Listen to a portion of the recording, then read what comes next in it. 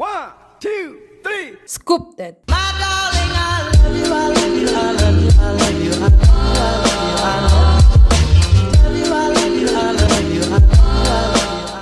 Some countries, sport is like the national pastime. That's In true. the Philippines, some might say that pageantry is the pastime. That's true. You know what? In the Philippines, we have pageants all over the places. Yes, we have pageants in the barangay, in school, national, local. That's why we really love Miss Universe.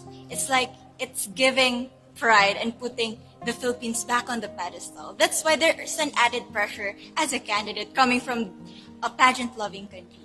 But it's a good pressure. I always look up to our former Miss Universe Philippines. They really did well in the competition. And now this is my time to show who I am, to offer what Rabiya can show to the rest of the universe. So I'm very happy, and at the same time, I'm excited to make all my kababayans proud, and hopefully I do. Why do you think it is that the Philippines love pageants? They have appreciation for beauty. We do love pageant because we used to think that we wanted to be included in the world, I have to be honest, in the Philippines, my skin color used to be not the standard of beauty. I was obsessed whitening my skin because these are the kinds of beauty queen we see on the mainstream. But things were different now. That's why I'm very proud to be a morena. In the Philippines, we call it morena. It's brown skin girl. And to be able to represent, my color, my identity as a true Filipina.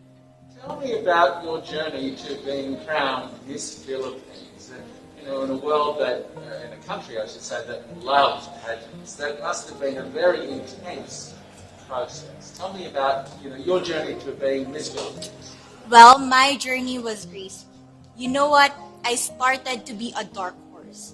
Nobody noticed me. Nobody knows I was in the competition up until the preliminary and the coronation night.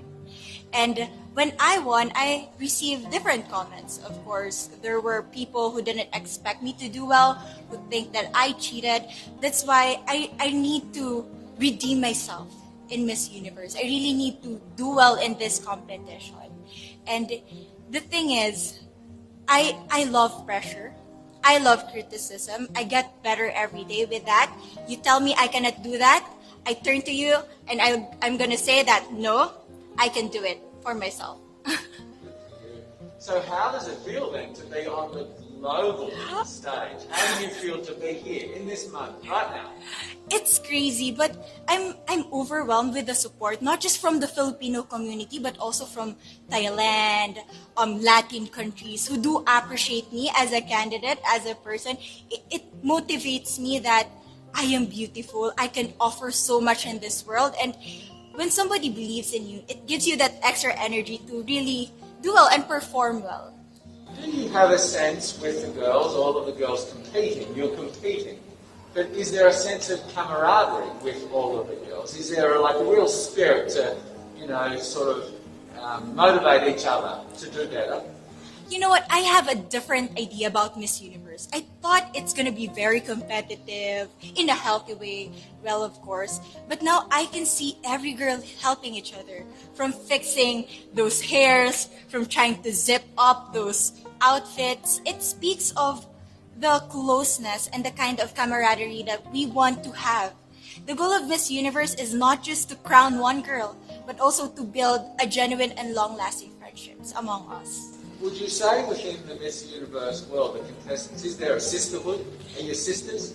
There is sisterhood. I can say I was able to talk to different representatives from different backgrounds, different cultures. And despite our differences, there's so much to be highlighted in what binds us together.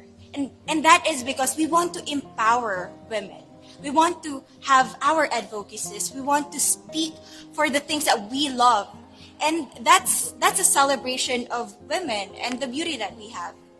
So coming out of this week, obviously you would love to be crowned Miss Universe. Of course. that would be wonderful, of course, for any of you. But what else will you take out of this week? What do you think you'll feel at the end of this week, regardless of the result? How will you be a different person? It's the growth. and the development that I was able to have during preparing for this dream. I will be honest, there was a moment that I lost my identity because I was put under pressure. I was in that position in which I feel like I'm not good enough. I'm not a good representative of my country, but I was able to bounce back stronger. And if I was able to do that for Miss Universe, I will be able to do that in life. That is my greatest takeaway from Miss Universe. Okay, so Philippines have a huge amount of fans. Yes. I want you to give us a little bit of a message to the fans here and at home. But send a message. What would you say to all the fans in the Philippines? To all my fans from the Philippines and from all over the world, maraming salamat po. Thank you so much for loving me and for believing in me. It means a lot to somebody who is so naive in this industry, who has no idea how to become a beauty queen on the first day of my journey. But because of your love and support, I was able to be the woman that I am today. And regardless of the result, I may or I may not win the crown, but one thing is for sure, I'm gonna make you all proud.